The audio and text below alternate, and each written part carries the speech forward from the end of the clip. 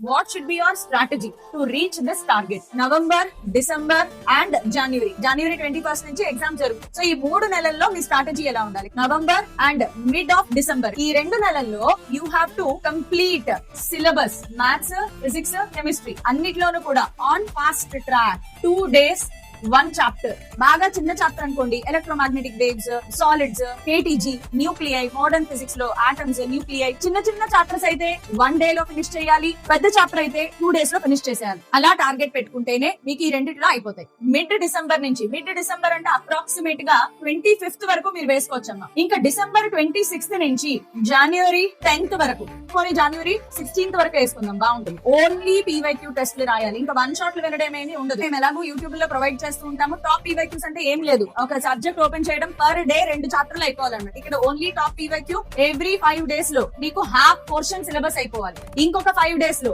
ఇంకొక half portion of 11th, ఇంకొక 5 days లో హాఫ్ పోర్షన్ ఆఫ్ 12th, ఇంకొక 5 days లో, అంటే నువ్వు మొత్తం 20 days లో ఫస్ట్ ఇయర్, సెకండ్ ఇయర్ అయిపోవాలి. పార్ట్ టెస్ట్లు స్టార్ట్ చేయాలి. 5 చాప్టర్స్, 10 చాప్టర్స్ మీద టెస్ట్లు రాయడం రావాలి. ఇదంతా కూడా ఒక మొత్తం కలిపి కొట్టాలన్నమాట. డిసెంబర్, జనవరిలో మొత్తం కలిపి కొట్టాలి. ఇంక దీని తర్వాత సెల్ఫ్ ప్రిపరేషన్.